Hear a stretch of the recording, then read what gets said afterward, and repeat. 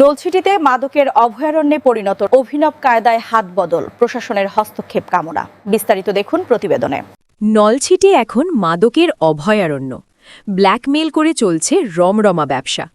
ঝালকাঠির নলছিটি এখন মাদকের অভয়ারণ্য।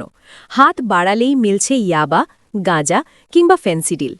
পৌর শহরের মালিপুর থেকে শুরু করে দপদপিয়া সবখানেই মাদকের ভয়াল থাবা। অনুসন্ধানে জানা যায়, ঢাকা বরিশাল রুটের বাসের মাধ্যমে মাদকের বড় চালান আসে পৌর এলাকার ১ নং ওয়ার্ডের সুমন হাওলাদারের কাছে।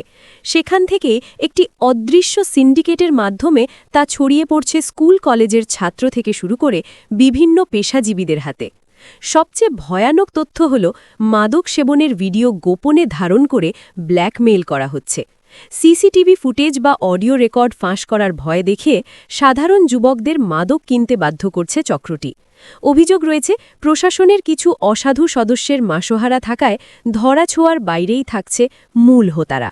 সম্প্রতি নির্বাচনী জনসভায় ঝালকাঠি ২ আসনের বিএনপি প্রার্থী ইলেন ভুট্টো ও ইসলামী আন্দোলনের ডাক্তার সিরাজুল ইসলাম সিরাজি এলাকাকে মাদক মুক্ত করার ঘোষণা দিয়েছেন, যা অভিভাবকদের মনে আশার সঞ্চার করেছে। তবে শুধু প্রতিশ্রুতি নয়, যুব সমাজকে বাঁচাতে প্রশাসনের জরুরি ও কঠোর হস্তক্ষেপ কামনা করছেন নলছিটির সচেতন নাগরিক সমাজ।